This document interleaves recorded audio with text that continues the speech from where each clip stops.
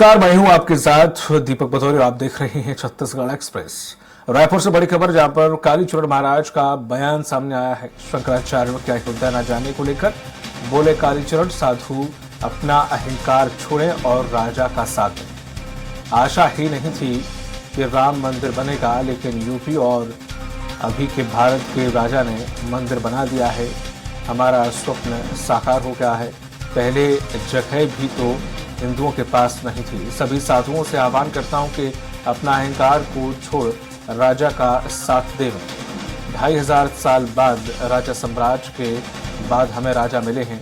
अयोध्या तो झांकी है, काशी, मथुरा और 5 लाख मंदिर बाकी है। इसलिए सारे हिंदू साथ दें। साधु संत अहंकार को चूल्हे में डालें और जो राजा हिंदुत्व का काम कर रहा है उसका साथ दें। प्रत्येक चरण एक पूर्णता ही है। कदम कदम बढ़ाकर मंजिल तक पहुंच जाएगा। एक मंदिर निर्माण होना भी हमारे लिए स्वप्न था।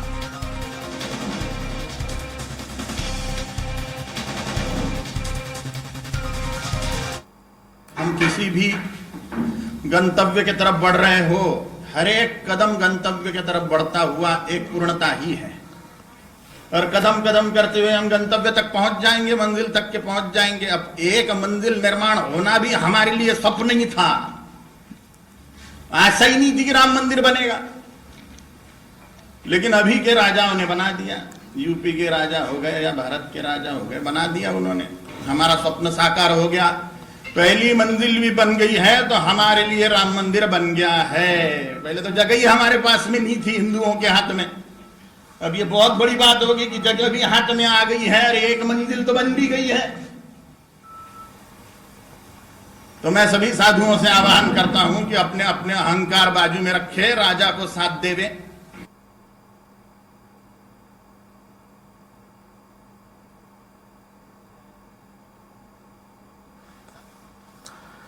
अपने साधु संत जो हैं वो अहंकार छोड़े और जो राम मंदिर बनवा रहा है उसका साथ दें। ये कहना है कालीचरण महाराज का। उन्होंने कहा है कि अभी काशी और मथुरा बाकी है, इसलिए सभी हिंदुओं को एक साथ आना चाहिए। सभी शंकराचार्यों और संतों को एक साथ आना चाहिए। और उन्होंने ये कहा है कि अभी कई मंदिरों का बनना बाकी है और ये जो मंदिर बना है ये स्वप्न जैसा है। हमने कभी नहीं सोचा था कि मंदिर बनेगा, आज बनकर तैयार है। और इसी पर अधिक जानकारी के साथ सहयोगी जुड़ गए हैं लाइव हेमंत शर्मा। हेमंत, कालीचरण महाराज हमेशा अपने कुछ विवादित तो कुछ बेबाक बयानों के लिए जाने जाते हैं। इस बार भी उन्होंने फिर से हिंदुत्व का झंडा बुलंद वो करते आए हैं और अब इस बार भी उनकी भाषा शैली में वही चीज नजर आई है। क्या कुछ उन्होंने कहा? देखिए, जिस अंदाज के लिए कालीचरण महाराज जाने जाते हैं वो प्रेस कॉन्फ्रेंस के दौरान दिखा उनमें दीपक, और राम मंदिर को लेकर उन्होंने बयान दिया है। इसके साथ साथ जो शंकराचार्य का बयान आ रहा है, राम मंदिर अधूरा है, ये तमाम तरह की बातें जो चल रही है उसको लेकर भी अपना पक्ष रखा और सीधे तौर पर शंकराचार्यों को उन्होंने निशाना बनाया है। कांग्रेस को राक्षस तक कालीचरण महाराज ने बता दिया। राम मंदिर की प्राण प्रतिष्ठा 22 जनवरी को होनी है, उसको लेकर उन्होंने अपनी बात रखी। उन्होंने कहा कि 500 साल के संघर्ष के बाद ये इस तरीके की स्थिति उत्पन्न हुई और उन्होंने एक तरीके से देखा जाए तो उत्तर प्रदेश के मुख्यमंत्री योगी आदित्यनाथ और देश के प्रधानमंत्री नरेंद्र मोदी को का आभार जताया है, एक तरीके से उनका धन्यवाद दिया है। और उन्होंने स्पष्ट तौर पर कहा कि कदम कदम बढ़ाकर मंजिल तक पहुंचा जाता है। यानी ठीक है, निर्माण अधूरा है होने की बार बार बात कही जा रही है, लेकिन नींव तो रखी गई। एक चरण अगर पूरा हो गया तो उस पे सभी को साथ आना चाहिए। और उनका स्पष्ट तौर पर कहना था कि आशा ही नहीं था कि राम मंदिर बनेगा, एक स्वप्न जैसा लग रहा था, लेकिन इस सपने को देश के प्रधानमंत्री ने पूरा किया। एक तरीके से कहा जाए तो उन्होंने ये भी कहा, सभी साधुओं से आह्वान उन्होंने किया कि अपना अहंकार चूल्हे में डालकर वो इसका समर्थन करें, वहां पर जाएं। तो ये इस तरह के बयान उनके द्वारा दी गई है। लेकिन एक महत्वपूर्ण बयान उन्होंने कहा कि जिस तरीके से कांग्रेस ने अयोध्या न जाने की बात कही है, निमंत्रण मिलने के बाद एक तरीके से फैसला लिया है कि निर्माण अधूरा है इसलिए वो यहाँ पर नहीं जाएंगे, शंकराचार्य भी यहाँ पर इसका विरोध कर रहे हैं, उस पर कालीचरण महाराज बेहद यहाँ पर गंभीर नजर आए, सीधे तौर पर कांग्रेस को निशाना में लिया और कांग्रेस को राक्षस तक उन्होंने बना दिया।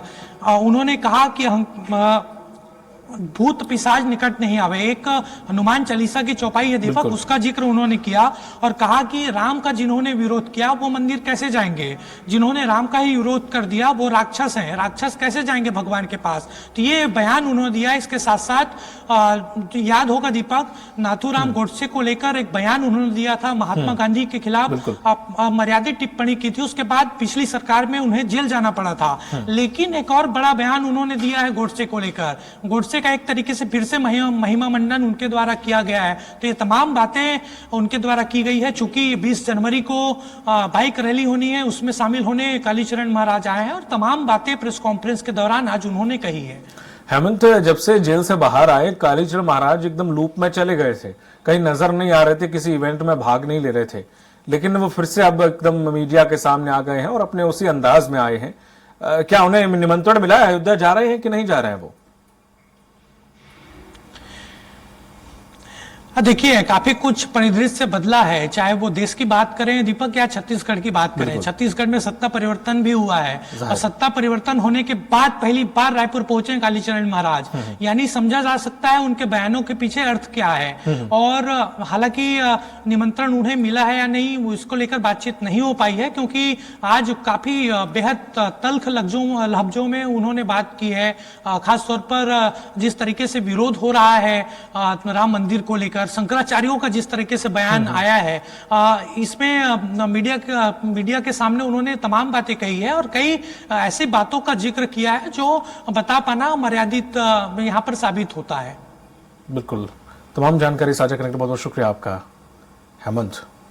तो ये थे हमारे सहयोगी हेमंत, जिन्होंने जानकारी दी है कि किस तरह से कालीचरण महाराज जो हैं वो अपने बेबाक अंदाज के लिए जाने जाते हैं और इस बार भी उन्होंने काफी कुछ कहा है। लेकिन जब से वो जेल गए थे उसके बाद से अब वापस लौटे हैं रायपुर, क्योंकि सत्ता बीजेपी की आ गई है और वो कहीं ना कहीं बीजेपी की विचारधारा से प्रेरित भी रहते हैं। यानी कि ये कहें कि थोड़ा सा राष्ट्रभक्त या फिर बीजेपी की विचारधारा से कहीं ना कहीं ताल्लुक रखते हैं। इस वजह से वो अब रायपुर पहुंचे हैं और अब उन्होंने राम मंदिर को लेकर बड़ा स्टेटमेंट दिया है कि जो साधु संत बोल रहे हैं कि वो नहीं जाएंगे, उन्हें एक होना पड़ेगा, सभी हिंदुओं को एक होना पड़ेगा। उन्होंने सीधा सीधा उन साधु संतों को कहीं ना कहीं ललकारा है कि आपको इस तरह की बयानबाजी से बचना चाहिए, बल्कि राम मंदिर जाकर राम की पूजा करनी चाहिए। रुक करते हैं।